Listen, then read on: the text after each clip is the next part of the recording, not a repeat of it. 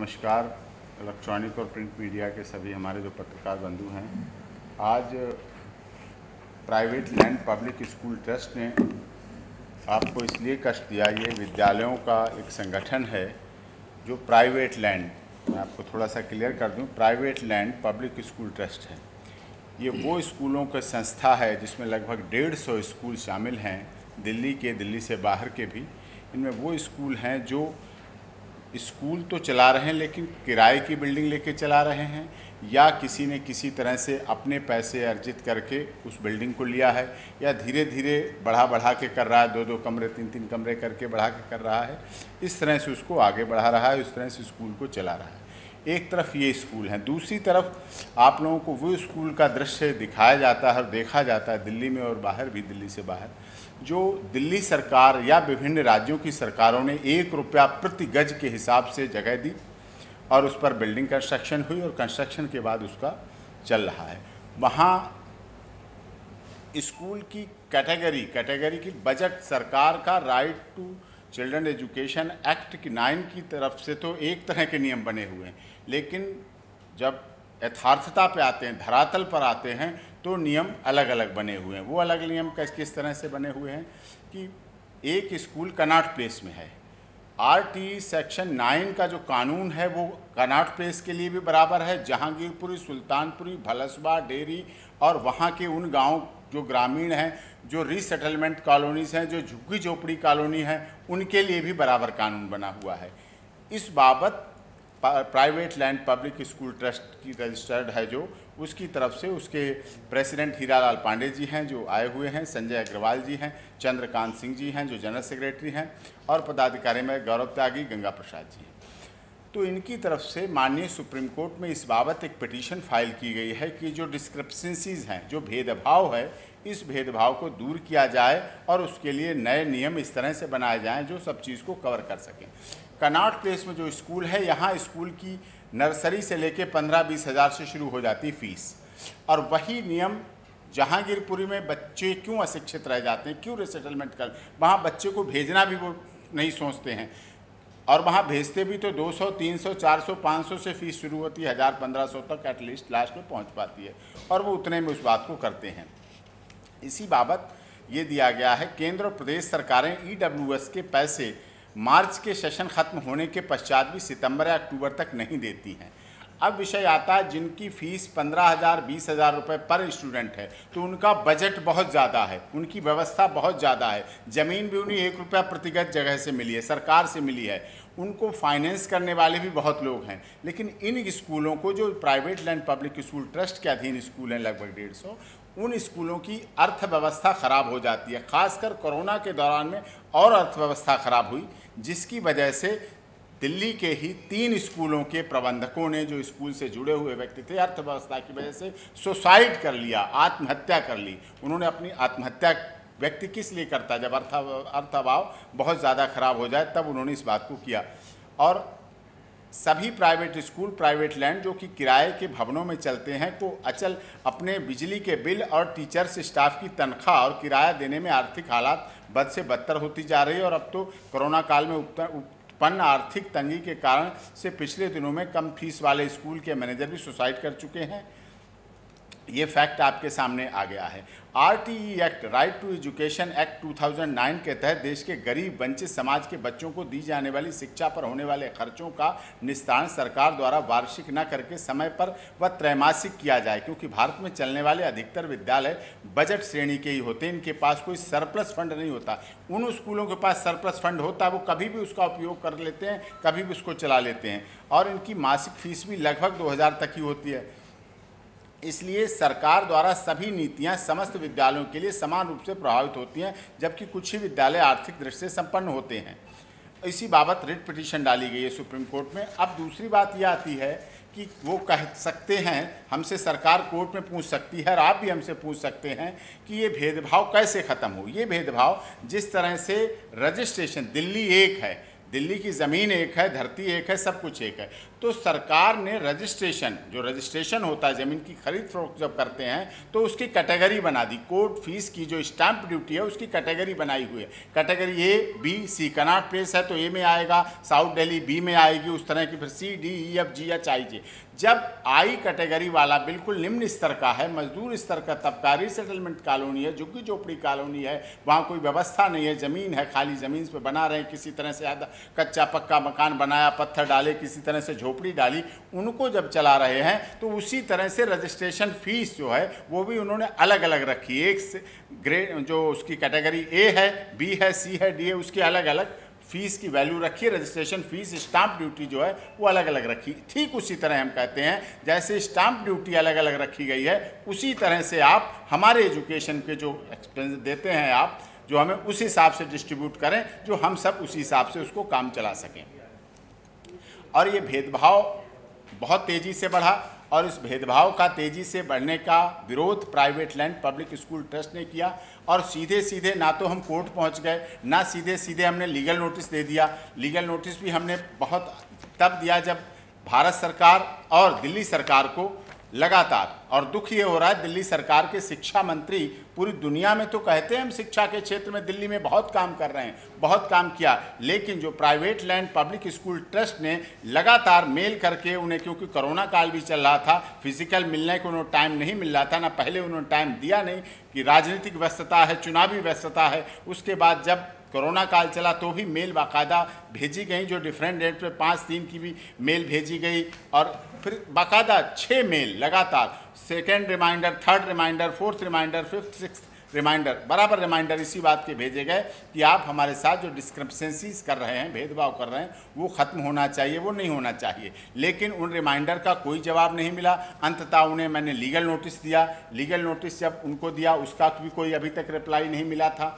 Reply नहीं मिला, time बीत गया, 15 दिन का टाइम दिया। उसके बाद हमने सुप्रीम कोर्ट में private land public school trust ने, जो उसके जनरल सेक्रेटरी चंद्रकांत सिंह के द्वारा पिटीशन सुप्रीम कोर्ट में फाइल की गई, जिसकी भी आपको सूचना पहले मिली है। जो उसकी कॉपी अगर कोई चाहे तो वो मेल पर उपलब्ध है, वो मिल जाएगी। वो सुनवाई के लिए वहाँ है कि उसमें यूनियन ऑफ इंडिया भारत सरकार और दिल्ली सरकार को पार्टी बनाया गया है, जिस आधार पर ये भेदभावपूर्ण शिक्षा नीति का बहिष्कार हो और सही शिक्षा नीति ये आए स्कूलों के लिए।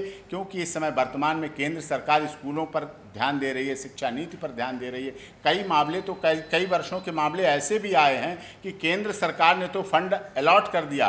केंद्र सरकार को 60% फंड देना होता है, केंद्र सरकार ने 60% दे दिया, लेकिन दिल्ली सरकार 8-8 महीने 9-9 महीने रोके रही। जब 8 महीने 9 महीने आप दिल्ली सरकार रोके रहेंगे, अपने खाते में डाले रहेंगे, तो आप उससे फ़ायदा लेते रहेंगे, इंटरेस्ट लेते रहेंगे। आपको अपना इंटरेस्ट तो ध्यान आ रहा है, लेकिन स्कूल मैनेजमेंट के मरते हुए लोग नहीं ध्यान आ रहे हैं, जो आत्महत्या कर रहे हैं। उनके परिवार पे क्या बीतेगी, उनकी पत्नी, भाई, बहन, बच्चे, पिता पे क्या बीतेगी, वो स्कूल क्या चल पाएगा, फिर वो किस तरह स्कूल बंद हो जाएगा। और आप सोचते हैं उन कॉलोनियों में जो बिल्कुल पिछड़े हुए बैकवर्ड क्लास के कहते हैं, रिमोट एरियाज़ हैं दिल्ली में, बहुत से ऐसे हैं जहां बिल्कुल स्कूलों की स्थिति क्या है।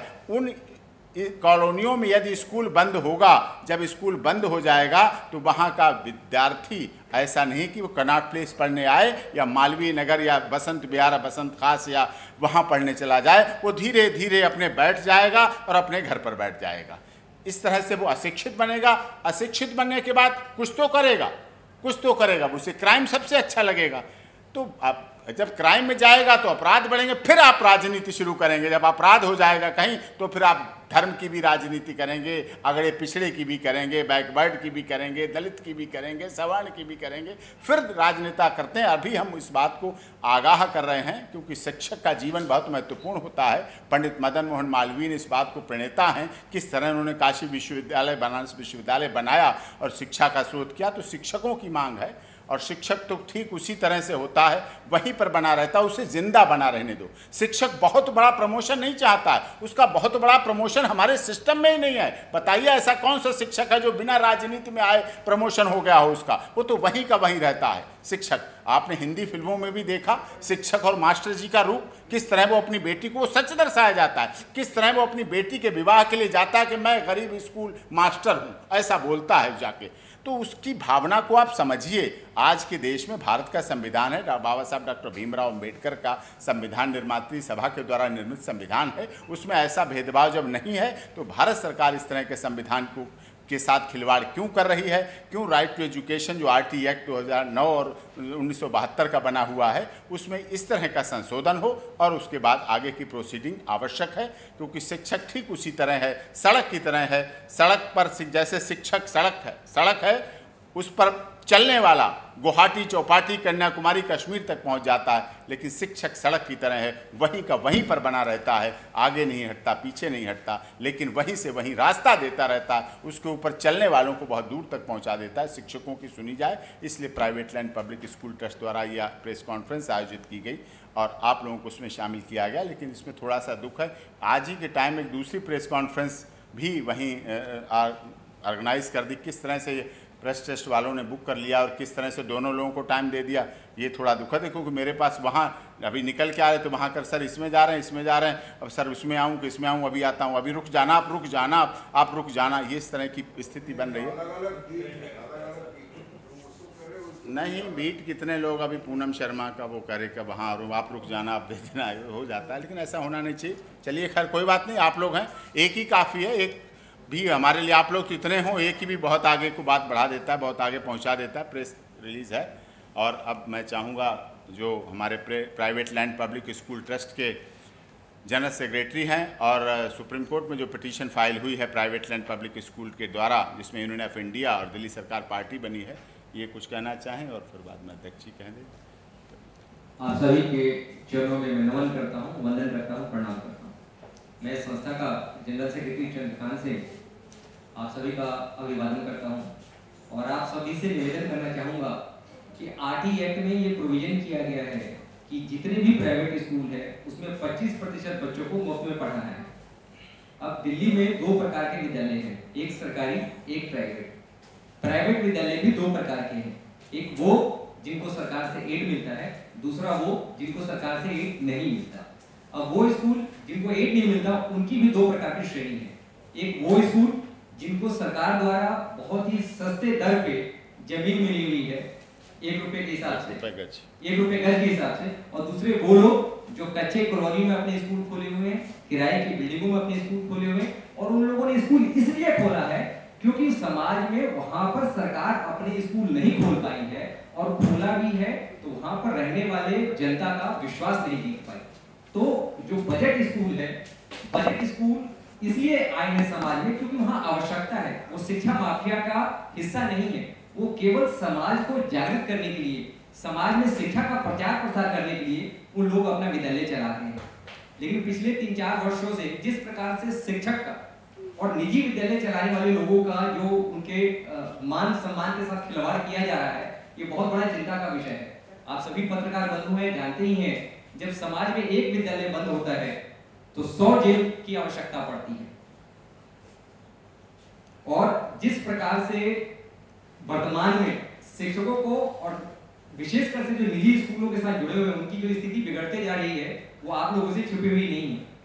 अधिकतर पत्रकार बंधु जो ध्यान देते हैं वो केवल बड़े-बड़े स्कूलों की तरफ ध्यान देते हैं, जबकि पूरे भारत में मैं आप लोगों का ध्यान खींचना चाहूंगा कि लगभग स्कूल जाने वाले जो बच्चे हैं उसकी 50% बच्चे निजी विद्यालयों में पढ़ते हैं, और इस 50% के जो लगभग 90% जो बच्चे हैं वो बजट स्कूलों में पढ़ते हैं, एलिट स्कूल में नहीं पढ़ते। इन स्कूलों की फीस 2000 से कम होती है, जबकि सरकारी स्कूल में भी एक बच्चे पे जो खर्च होता है, दिल्ली सरकार का एक आंकड़ा आप लोगों के सामने प्रस्तुत करना चाहूंगा, प्रत्येक बच्चे पे जो मासिक खर्च होता है वो लगभग 60,000 से 70,000 रुपये ईयरली होता है, मतलब पर मंथ लगभग 5,000 के आसपास होता है, जबकि हमारे बजट स्कूलों में वो फीस 2000 से लगभग कम होती है, और हम लोगों की संख्या लगभग 85% के आसपास पूरे भारत में है। RT एक्ट में हम लोगों का पैसा बहुत विलंब हो रहा है, और केंद्र सरकार लगातार पिछले 5 साल से अपना जो फंड है वो राज्य सरकार को दे देती है, लेकिन राज्य सरकार लगातार डिले कर रही है। हमारे इस रिट में हमने यूपी के एसोसिएशन का भी लेटर इसमें शामिल किया हुआ है, महाराष्ट्र की भी पार्टी है हमारी, और राजस्थान की भी है, और दिल्ली की, हम 4 स्टेट के लोग इसमें जुड़े हुए हैं। और हम लोगों ने सुप्रीम कोर्ट के माध्यम से सरकार के सामने अपना ये निवेदन प्रस्तुत किया है कि हम लोगों को पेमेंट जैसे ही सेशन खत्म हो तुरंत रिलीज किया जाए, और 1 साल के बाद नहीं, हर 3 महीने के बाद, क्योंकि हम लोगों के पास किसी प्रकार का कोई सरप्लस फंड नहीं होता है। हम लोग बहुत ही छोटे छोटे स्कूल चलाने वाले होते हैं, हम लोगों का इंफ्रास्ट्रक्चर भी छोटे लेवल पर होता है, लेकिन हम लोगों की जो भावना होती है समाज को पढ़ाने वाली, वो बहुत ही उग्र और बड़ी ओजस्वी रहती है। बड़ी मतलब सेवा भाव से हम बच्चों को पढ़ाते हैं। किसी प्रकार का उसमें अर्थ का बहुत बड़ा रोल रहता नहीं है।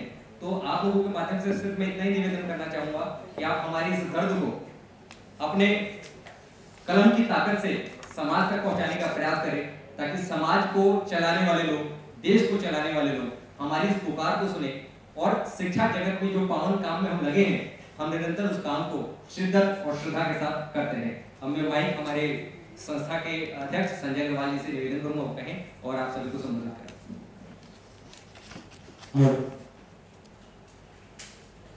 आप सब लोगों का स्वागत है। हमने सिंह साहब के माध्यम से आदरणीय उच्चतम न्यायालय के अंदर अपने बजट स्कूलों का, जो छोटे स्कूल हैं जिनकी फीस 500 से लेकर 2000 के बीच में, उनकी स्थिति आज समाज के अंदर बड़ी अजीब हो गई, उसको लेकर के अपनी बात रखने के लिए सिंह साहब से के माध्यम से हम कोर्ट में रख रहे हैं।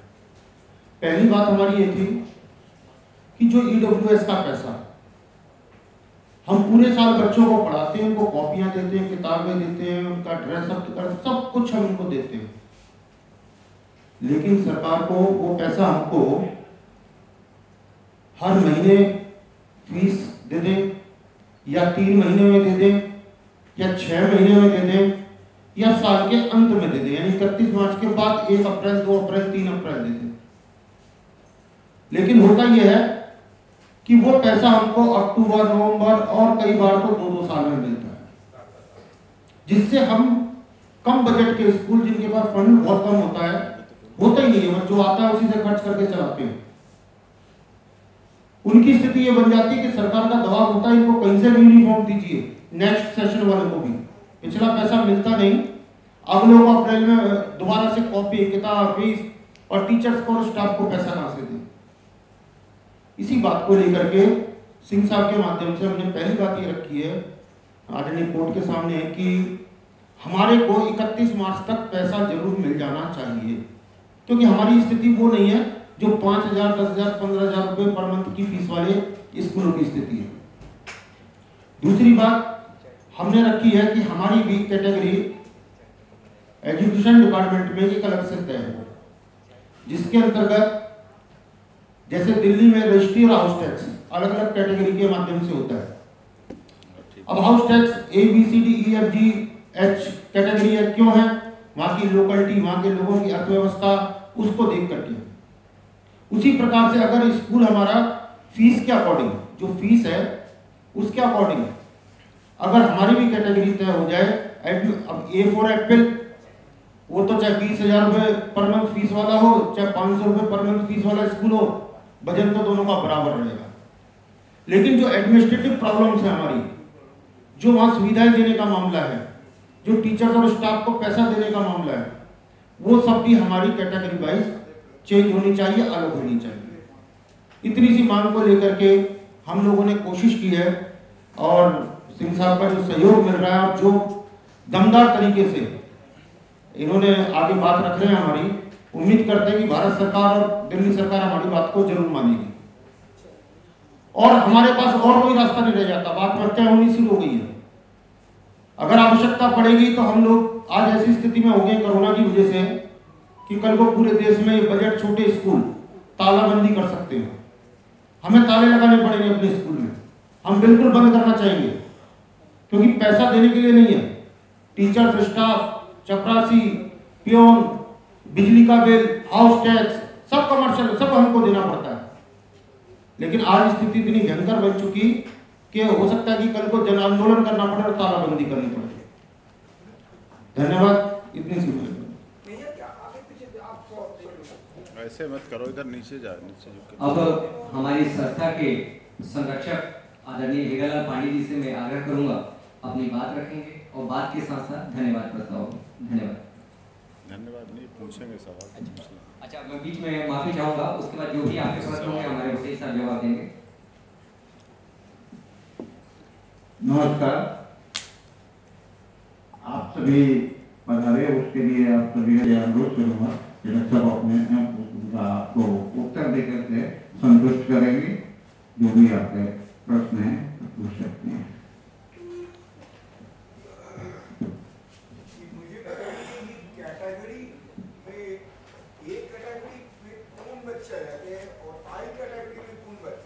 कनॉट प्लेस का जो बच्चा है, कनॉट प्लेस का, साउथ एवेन्यू का, नॉर्थ एवेन्यू का, मालवीय नगर का, तो उसके लिए स्कूल तो है, सरकारी स्कूल तो है। नहीं, सरकारी स्कूल वो अलग चीज है। आप थोड़ा समझिए, ये उस विषय को है जो private land public government school की बात नहीं कर रहा मैं। एमसीडी स्कूल के लिए नहीं है, ये नगर निगम के स्कूल के लिए नहीं है। उनका तो अलग प्रावधान, अलग व्यवस्था, अलग उनका वो अलग। लेकिन ये उन स्कूलों की बात है जो एक स्कूल मालवीय नगर में वसंत खास और वसंत विहार में है, और एक स्कूल जहांगीरपुरी के बीच में है। ये फर्क है। यहाँ की आय ए ग्रेड की मानी जा रही है। यहाँ की कोठी की रजिस्ट्री की फीस, वैल्यू रजिस्ट्री की जो फीस है, स्टाम्प ड्यूटी है, वो नंबर 1 है। और आई मैंने इसीलिए बताया, आई आपने कहा तो जहांगीरपुरी आई उसमें आएगी कैटेगरी में। वहाँ की रिसेटलमेंट कॉलोनी जो कि झोपड़ी दी है, उन्हें रहने के लिए बस रह ले, यही काफी है। अच्छा, तो ये ट्रस्ट के अंदर पे। हाँ, फर्स्ट कैटेगरी में जैसे आपको उदाहरण के तौर पर DPS school, Goenka school, media दुख है उनकी बातें चलाता है, लेकिन उनके प्रति नहीं चलाता है। वसंत वैली है, बहुत ऐसे स्कूल हैं, मैं व्यक्तिगत नहीं जाना चाहिए, उससे कोई फायदा नहीं है, वो तो है सबके दुनिया के सामने है। लेकिन हमारी लड़ाई उन स्कूलों के लिए जो बिल्कुल निम्न स्तर के, जिनकी छतों की मरम्मत करने के लिए प्रबंधक को अपने बीवी के गहने बेचने पड़ते हैं कि जून का महीना आ गया है, अब हमें इसकी मरम्मत करा दूं, सीमेंट करा के उधार ले लूं, बेटी से उधार ले लूं, गुल्लक तोड़ के इसकी छत की चद्दर डलवा दूं, जिससे हमारे बच्चे भीगे ना, झाड़ू किसी तरह से लगवा के साफ करवा दूं, ये करवा दें। सोचता है 1000 ईंटें मंगवा लूं और इस मिट्टी को थोड़ा यहाँ बिछवा दूं ईंटें, जिससे कि हमारे बच्चे खेल सकें। ये उन स्कूलों की समस्या है, ये उन स्कूलों की समस्या नहीं है जिनके टेंडर नेट पे पढ़ के हो जाते हैं और ये काम होना ये हो जाते हैं। हाँ, बच्चों से ही फीस लेते हैं, नॉमिनल 50 रुपए, 100 रुपए, 150 रुपए, 200 रुपए, 250 रुपए, इस तरह के। दिल्ली सरकार आप लोगों को पैसा रोक के रखे हुए हैं जी। वो पैसा दिल्ली सरकार कैसे रोक सकते हैं जब ये स्कूल को देने के लिए होते हैं? रोक लिया है, रोका गया है, केंद्र सरकार ने दे दिया और उसके काफी 8-8, 9-9 महीने हमारे पास उदाहरण है, 9-9 महीने, साल भी लगा दिया, पैसे रखा रहा और पैसे नहीं दिया, सेशन पूरा हो गया, रिजल्ट दे दिया। इन लोगों का प्राइवेट लैंड जो ट्रस्ट है, पब्लिक स्कूल, इनकी इच्छा है हम अपने बच्चों को अच्छी उन्नत शिक्षा, अच्छे वातावरण में, साफ सुथरे वातावरण में अच्छी तरह उन्हें उपलब्ध कराएं। लेकिन पैसा न होने की वजह से वो अव्यवस्थाएं होती हैं, क्योंकि बच्चे का मन मस्तिष्क बहुत कोमल होता है और उस पर उसकी अमिट छाप पड़ती है और वही जीवन में उसका प्रभाव पड़ता है, उसका आगे भी प्रभाव पड़ता है। इस तरह का, जैसे लाल बहादुर शास्त्री के जीवन की शिक्षा को आपको याद है, उन्हें भी याद, तैर के जाते थे। एक गंगा नदी कितनी बड़ी चौड़ाई होती थी, अब तो गंगा नदी भी सिमट गई है। पूरी गंगा नदी को तैर के जाना और तैर के आना, कपड़े सिर पे बांध, उनके जीवन पर अमिट प्रभाव पड़ा। तो ऐसा प्रभाव सब बच्चों पे ना पड़े। हर व्यक्ति लाल बहादुर शास्त्री नहीं है, हर बच्चा सरदार भगत सिंह, रोशन सिंह, अशफाक उल्लाह और नेताजी सुभाष चंद्र बोस नहीं है। सर, ये जो सरकार के द्वारा पार्शियलिटी की जा रही है, ये ए कैटेगरी स्कूल के साथ है, आई के मतलब जो जितने भी प्राइवेट स्कूल है सबके साथ ऐसा किया जा रहा है या सिर्फ आई कैटेगरी? सबके साथ किया जा रहा है, बस ए वालों पे फर्क नहीं पड़ता है, क्योंकि ए वालों की स्थिति तो अच्छी है, उनका बजट बहुत दूसरे तरह का है, सरप्लस फंड है, उनके बैंक अकाउंट में पहले से ही डोनेशन आया हुआ था, वो दाखिले के लिए डोनेशन लेते हैं और ये लोग दाखिला करवाने के लिए बच्चे के घर जाते हैं, माता पिता से मिलते हैं, उससे हाथ जोड़ते हैं कि इस बच्चे को गली में मत खिलाओ। इसको बाहर बैठाल के गुल्ली डंडा खेलने के लिए मत छोड़ो, इसे स्कूल में भेजो, हम बच्चे का एडमिशन करेंगे, कोई बात नहीं, हम इसको दाखला देंगे, पैसे नहीं है तो भी हम देंगे, हम इसको यूनिफॉर्म देंगे। ये चाहते हैं कि जो छोटे छोटे बच्चे चाय की दुकान पे बैठे हैं, कहीं बीड़ी माचिस बेच रहे हैं, बेच रहे हैं, आप देखते हैं दिल्ली में सब देखते हैं। ये इस ट्रस्ट ने, जो हमारा जो ट्रस्ट है private land public school trust ने, ऐसा अभियान चलाया कि जो चौराहों पर परिवार पड़े हुए हैं, क्योंकि दिल्ली देश की राजधानी है, यहाँ राष्ट्रपति जी भी निकलते हैं रोड से, प्रधानमंत्री जी भी निकलते हैं, IAS IPS chief justice of India, all सबसे बड़े चैनल के रिपोर्टर, चैनल के मालिक सब यहाँ से निकलते हैं और देखते हैं हर चौराहे पर 4-5 परिवार पड़े हैं, माता पिता भी उनके पड़े हैं, उनके बच्चे भी वहीं पड़े हुए हैं, और वो मतलब गुब्बारे बेचना, ये बेचना, सब उनके लिए ना बाल अधिकार जो आयोग है जा रहा है, ना बाल श्रम मंत्रालय जा रहा है, ना जो बाल बच्चों के काम के लिए करने वालों को जो बड़े बड़े पुरस्कार मिले दिल्ली में, दिल्ली के लोगों को, बच्चों के बचपन बचाओ आंदोलन करने वालों को बड़े बड़े पुरस्कार मिले, लेकिन दुख ये है कि वो बचपन बचाओ आंदोलन के लोगों ने पुरस्कार के रूप में पैसे पाए, सम्मान पाया और धन की इनकम हुई, लेकिन उन्होंने बच्चों के लिए काम नहीं किया, जिन बच्चों के लिए private land public school trust काम करता है, उनको एडमिशन दिलाता है।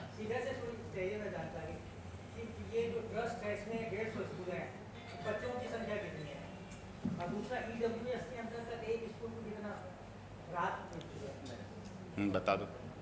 देखिए, जब RT एक्ट 2009 में बना तो उसमें इस बात की व्यवस्था की गई कि जितने भी स्कूल चलते हैं, यहाँ सरकारी स्कूलों के लिए RT एक्ट नहीं बना, वो बना प्राइवेट स्कूलों में, कि इन प्राइवेट स्कूलों में चाहे वो DPS हो, चाहे वो संस्कृति हो, चाहे बाल भारती हो, या हमारे जो चलाने वाले जो छोटे छोटे बजट स्कूल हैं, हर स्कूल में 25% बच्चे इकोनॉमिकली वीकर सेक्शन से और जो अनुसूचित जाति के होते हैं, डिसएडवांटेज ग्रुप के होते हैं, उन बच्चों को हमें फ्री ऑफ कॉस्ट पढ़ाना होता है।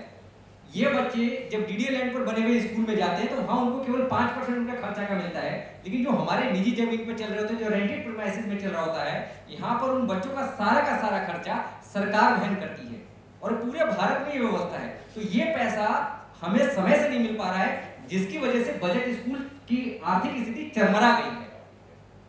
और हमारा वकील साहब के माध्यम से, आप लोगों के माध्यम से सरकार तक यही निवेदन करना चाहते हैं कि हमारा पैसा 1 साल के बाद नहीं, क्वार्टरली दिया जाए और समय से दिया जाए।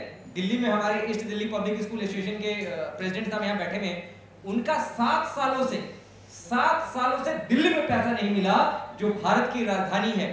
और दिल्ली के जो शिक्षा मंत्री जी हैं, वो इस बात का दावा करते हैं कि दिल्ली की जो शिक्षा की व्यवस्था है उसमें उन्होंने आमूल-चूल परिवर्तन किया है। वो परिवर्तन उन्होंने निश्चित रूप से किया है, लेकिन अगर बिल्डिंग सुंदर बना देना परिवर्तन है तो हमारी DPS और बाल भारती स्कूल तो वास्तव में बहुत बढ़िया काम कर ही रहे हैं। बहुत बहुत धन्यवाद जी। टोटल जो है 150 पब्लिक स्कूल है जी, इसमें कितने बच्चे पढ़ते हैं? अलग-अलग बच्चे हैं। हाँ, देखिए जो टोटल संख्या है, जैसे मान लीजिए एक स्कूल में 1000 बच्चे हैं तो उसका 25% लगभग 250 बच्चे, वो टोटल बच्चे नहीं है। आप लोग ट्रस्ट बनाए हैं, बच्चों की संख्या कितना है? ये लगभग इसमें 25000 बच्चे पढ़ते हैं PWS कैटेगरी के अंदर। आपने जो सरकार को मेल किए थे मार्च महीने से, लगभग 6 मेल किया, सरकार की तरफ से कोई रिवर्ट आया इसके लिए? कोई रिस्पॉन्स नहीं आया, कोई जवाब। और तभी तो हमें कोर्ट में जाना पड़ा, तभी तो हम सर की शरण में गए कि देखिए जब तक आप जैसे मजबूत व्यक्ति हमारी बात को नहीं उठाएंगे तो हमारे क्षेत्र में, कम से कम हमारे क्षेत्र में 4 स्कूल बंद हो चुके हैं, और अगर स्थिति ऐसी रही तो बहुत जल्दी और भी बहुत सारे स्कूल बंद होंगे। तो आपको क्या लगता है कि कोर्ट से जल्द ये मामले में सुनवाई होगी, क्योंकि कोर्ट में तो वैसे ही सालों साल लग रहा है? आप पत्रकार बंधु सभी जानते ही हैं, जब सरकार हमारी बात नहीं सुनती है तो कोर्ट के माध्यम से, कोर्ट की शरण में हम लोग जाते हैं, उनसे कहते हैं जो आपने एक्ट बनाया हुआ है उस एक्ट का पालना हो, उस एक्ट का सरकार ठीक से उसके जो भी नियम बने हैं उसका पालन करे, तो कोर्ट सरकार से निवेदन करेगी, उनको आदेश देगी। आपको लगता है कि सर सारे स्कूल जो है वो गवर्नमेंट के बनाए हुए एक्ट या बनाए हुए नियम के कायदे कानून से चलते हैं? कारण कई बार देखा गया है कि TC भी दूसरे स्कूलों से निकल के आती है। जो पहले पत्रकार महोदय ने पूछा था, मैं उनको जवाब देना चाहूँगा कि निश्चित ही हमें मतलब न्याय मिल जाएगा, आपका सहयोग साथ में रहेगा। अगर आपका सहयोग है तो निश्चित ही हमें बहुत जल्दी और इसी सेशन में न्याय मिल जाएगा, ऐसी हमारी अपेक्षा है। मैं जो TC की बात आपने करी है, अभी तक ऐसा कोई स्कूल नहीं है कि वो एक स्कूल वाला दूसरे को टीसी देते। नहीं, कई बार मैंने देखा है कि टीसी किसी और स्कूल से मिलती है बच्चे को, पर बच्चा किसी और स्कूल में रहा होता है। ऐसा बहुत ही कम, वही स्कूल और वो स्कूल एक ही मालिक का हो, एक ही मैनेजर हो, एक ही प्रिंसिपल हो, वो तो हो सकता है। तो मैं वही जानना चाह रहा हूँ कि जैसे कि आपने बताया कि जो नियम गवर्नमेंट ने बनाया उसके हिसाब से स्कूलों को बेनिफिट पहुंचना चाहिए, लेकिन क्या स्कूल भी सारे नियम कायदे कानून पूरे कर पा रहा है? हम अगर कोई भी नियम या कायदा या कानून भूलवश तोड़ सकते हैं या फिर परिस्थितियों टूट सकता है, अन्यथा दिल्ली के अंदर, मैं गारंटीड कहता हूं, दिल्ली के देश के अंदर एक स्कूल एक ऐसी चीज है जो नियम अनुसार चलती है, बिल्कुल कायदे कानून के अनुसार चलती है। लेकिन समस्या कहां पर आ जाती है कि जो नेता लोग हैं और जो लोगों में भ्रांतियां पैदा की रखी हैं कि तो लूटते हैं, खसोटते हैं। अभी मैं एक रिसेंटली आपको बताता हूं, एक मुझसे टीसी लेने के लिए हमारे स्कूल में आए सज्जन, बोले साहब टीसी दे दो। हमने कहा भाई, जैसा हर व्यक्ति कहता ही है कि भाई आपको जो नियम अनुसार सरकारी नियम है, अब तक की आप फीस दे दीजिए और अपने डॉक्यूमेंट दीजिए और अपना एप्लीकेशन दीजिए, ले जाइए। कहते हैं जी आप तो फीस अनलीगल मांग रहे हो, आप लिख के दो। मैंने उनको लिख के दे दिया कि सरकारी नियम अनुसार आप अपनी फीस जमा कराने का कष्ट करें। मैंने कोई गलत काम नहीं किया। और वो ले जाकर के डिप्टी डायरेक्टर को दिखाया, किसको दिखाया, जहाँ भी गए वो सबने कहा नियम बिल्कुल ठीक है। लेकिन उस व्यक्ति के दिमाग में ये था कि स्कूल वाले गलत कर रहे हैं। कारण है 5,000, 25,000, 30,000 जो महीने की फीस लेते हैं, उनके लिए जो भ्रांतियां फैलाई जाती हैं, उनका दबाव हमारे स्कूलों पे पड़ता है। पेरेंट्स उसी बात को समझता है, नेता उसी बात को बोलते हैं, मीडिया भी उसी बात को उठाता है, और हम लोग जो बजट स्कूल वाले हैं बहुत परेशानी में और वित्तीय हालत हमारी खराब हो जाती है। जैसे आपने बताया अभी कि एक टीसी लेने आया, मैंने लिख के दे दिया, ऐसी same vehicle little public school, little flower public school का हुआ। मैं पेरेंट्स के साथ ही था और उन्होंने मुझे बताया कि फाइनेंशियल क्राइसिस है हमारे ऊपर भी। तो मैंने कहा जब आपको मान्यता मिली होगी तो 6 महीने का एक फाइनेंशियल क्राइसिस गवर्नमेंट को दिखाना होता है और बताना होता है इतना फंड हमारे पास है, जब जाकर आपको मान्यता मिली होगी। अभी तो 9 महीने ही पास हुए हैं। तो मैंने कहा इतना लंबा फंड आपके पास ऑलरेडी है, तो आप फाइनेंशियल क्राइसिस के बहाने से बच्चे की जो ऑलरेडी फाइनेंशियल क्राइसिस में चल रहा है, पिछले 1 साल से फीस नहीं दे पा रहा है, उसकी टीसी, क्योंकि राइट टू एजुकेशन तो सबके साथ है, अगले स्कूल में भी जाएगा सरकारी में, तो उसको वहां पे भी टीसी दिखानी पड़ेगी। तो आप कैसे रोक सकते हैं? तो मैंने दिल्ली पेरेंट्स एसोसिएशन की तरफ से उसको लिखा, तो उन्होंने टीसी अलाउ कर दी। तो कहीं ना कहीं दाल में काला था, उन्हें डर था कि कुछ ना कुछ पोल खुल सकती है। देखिए, जो आपने पहली बात कही है उसके बारे में मैं आपको बताना चाहूँगा। 6 महीने की नहीं, 3 महीने की जब स्कूल को मान्यता दी जाती है, तो जितने भी टीचर्स हैं उनकी 3 महीने की सैलरी की हम लोगों को एक एफडी करानी होती है। 6 महीने की है? नहीं सर, ऐसा एजुकेशन एक्ट 1973 का पॉइंट नंबर 164 देखें, उसमें 3 महीने का प्रोविजन है। मैं जितनी बातें कहूँगा जिम्मेदारी के साथ कहूँगा, और जिसे भी कहूँगा आप उसको चेक कर सकते हैं। तो 3 महीने की व्यवस्था होती है। दूसरी बात, एजुकेशन एक्ट में ही इस बात की व्यवस्था की गई कि जब भी बच्चा जिस महीने टीसी के लिए एप्लीकेशन देगा, उस महीने तक की फीस उसको स्कूल में जमा करना होगा। तो उसने जमा नहीं किया होगा, और निश्चित रूप से अगर उसने जमा किया होता तो स्कूल का संचालक या स्कूल का मैनेजमेंट उसके टीसी क्यों रोकता? देखिए, बात दोनों तरफ की होनी चाहिए। आप टीसी लेने गए, आप अभिभावक के साथ गए, मैं आपकी इस बात का स्वागत करता हूँ, लेकिन क्या जब आप अभिभावक के साथ गए तो आपने इसको इंश्योर किया कि जितना मैनेजमेंट का हिसाब किताब है, क्या वो हिसाब किताब क्लियर है? क्योंकि टीसी, हाँ 46,000 बाकी था, तो क्या उन्होंने मैनेजमेंट को रिक्वेस्ट किया या उन्होंने धमकी दिया? क्योंकि हम जिस क्षेत्र में विद्यालय चलाते हैं, वहां पे हर जेजे कॉलोनी में रहने वाला व्यक्ति कहता मैं केजरीवाल, मनीष सिसोदिया मेरा दोस्त है। आपने देखा होगा पिछले जो 6 महीने बीते हैं, मनीष जी और केजरीवाल जी ने बहुत सारे स्टेटमेंट दिए हैं कि स्कूल वालों को इतना गिरने की आवश्यकता नहीं है, लेकिन उन्होंने ये किसी अभिभावक से नहीं कहा कि जिस अभिभावक की स्थिति अच्छी है वो विद्यालय वाले को जाए और 4 महीने के एडवांस फीस देके आए, ये छोटे छोटे स्कूल भी सर्वाइव कर पाए। और आप कह रहे थे टीसी बेचने की बात, जो व्यक्ति टीसी बेचता है या गलत काम करता है, हम उसके समर्थन के लिए नहीं है। आप जाइए उसके खिलाफ एफआईआर लिखवाइए, उसको जेल के अंदर डालिए, क्योंकि जिस दिन एक शिक्षक भ्रष्ट हो जाएगा, इस देश का बेड़ा गर्क हो जाएगा। और इस शिक्षक ही है कि इस देश में कुछ अच्छे लोग हैं, उनका विकास हो रहा है और देश अभी बचा हुआ है। धन्यवाद।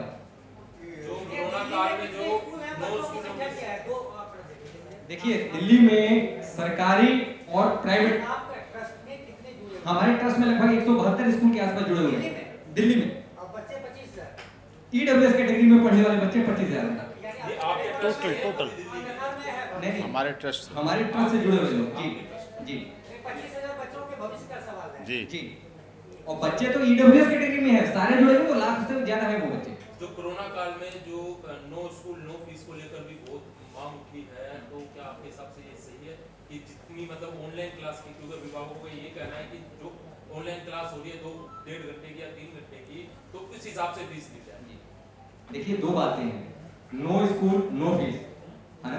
तो क्या अभिभावक इसके साथ कहते हैं कि मेरी बिटिया या मेरी वाइफ उस स्कूल में पढ़ा रही है, तो चूंकि स्कूल नहीं चले तो वो सैलरी भी ना ले।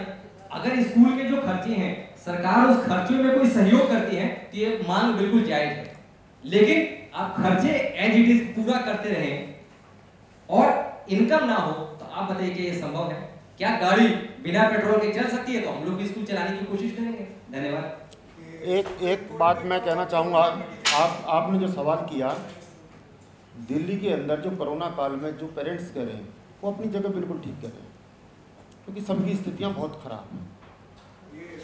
और भारत सरकार और दिल्ली सरकार ने भाई साहब पूरे देश के अंदर लाखों करोड़ रुपया जगह जगह लोगों को रिलीफ देने के लिए सिस्टम बनाया।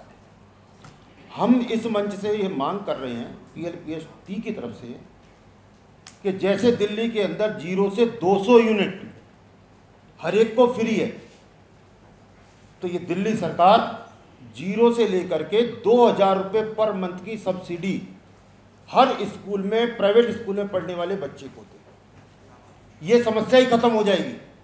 जो आपने क्वेश्चन किया उस समस्या का निदान तुरंत है, लेकिन सरकार जो शिक्षा सबसे बुनियादी चीज़ है इस देश की या हर परिवार की या हर इंसान की, उस पर ध्यान ना दे करके वोट की राजनीति पे ध्यान देती है, क्योंकि स्कूल वालों को वो समझते हैं मैनेजमेंट तो थोड़े लोगों का है, पेरेंट्स बहुत सारे हैं। तो ये उनको बरगलाने का काम कर रहे हैं लगातार। हकीकत पे आना पड़ेगा और हकीकत केवल हमारे कोर्ट के माध्यम से ही पता लग सकती है, इसलिए सिंह साहब के माध्यम से हमको कोर्ट में जाना पड़ेगा। आपने जो कहा इसमें दोनों साथियों ने आपको आंसर उत्तर दिया है। मैं इतना और जोड़ना चाहता हूँ कि हमारे मनीष सिसोदिया जी बार बार कहते हैं कि नो फीस नो एजुकेशन, लेकिन मैं इतना ही पूछना चाहता हूँ कि सरकारी स्कूलों में आज तक वो अभी सभी अध्यापकों को सैलरी नहीं दी है। आपके भी माध्यम से कई बार ये बात उठी है, किंतु प्राइवेट स्कूलों के लिए वो एक डंडा लेकर के खड़े हुए हैं और हम लोगों को अपने अध्यापकों को फीस देने और सैलरी देने के लिए बाउंड करते हैं, कंपेल करते हैं। हम स्टाफ को दें। हमारे यहाँ पढ़ाने वाले जो अध्यापक हैं वो अंबानी परिवार से नहीं आते हैं, वो भी उसी इलाके में रहने वाले गरीब परिवारों के हैं। अगर 2 महीने उनको सैलरी न दी जाए तो शायद कई परिवारों में चूल्हा न जले। हमारी भावनात्मक लगाव भी उनके साथ है, पारिवारिक रिलेशन हमारे उनके साथ है। हमारे केवल उनके नौकरी और नौकर और मालिक के संबंध नहीं है, पारिवारिक संबंध है। उनको वो हमारे साथ में शिक्षा का जो दान देते हैं उस हिसाब से हमारे संबंध है, हमें उनको भी देखना होता है। और जब एक टीचर पढ़ाता है ऑनलाइन क्लास में पढ़ाने के लिए उसे केवल 40 मिनट अपने खर्च करने होते हैं, लेकिन ऑनलाइन पढ़ाने के लिए उसके 2 से 2.5 घंटे लगता है, क्योंकि उसे पहले खुद पढ़ करके अपना वीडियो बना करके सारे बच्चों को अपलोड करके भेजना होता है। उसके बाद उनको एक्सप्लेन करते हैं और उस एक्सप्लेनेशन के बाद उनके डाउट क्लियर करने के लिए उन्हें अलग से क्लास लेनी पड़ती है। तो जहां वो पढ़ाने के लिए आते हैं उसमें उनका कोई आर्थिक व्यय नहीं होता, किंतु ऑनलाइन पढ़ाने पर उनको आर्थिक भार भी पड़ता है, उनको नेट का खर्चा भी पड़ता है, उनको अपने परिवार के उसको करता है। वो आज अगर स्थिति देखी जाए तो उनका सबसे ज्यादा कंट्रीब्यूशन है ऑनलाइन पढ़ाने पर। वो अपने घर के बच्चों का, अपने पति का, अपने परिवार के अन्य सदस्यों के लिए समय भी नहीं निकाल पाते कि भोजन बना दें, वो इसी में व्यस्त रहते हैं। हमें उनके इस काम को इतने हल्के से नहीं लेना चाहिए कि नो स्कूल नो फीस।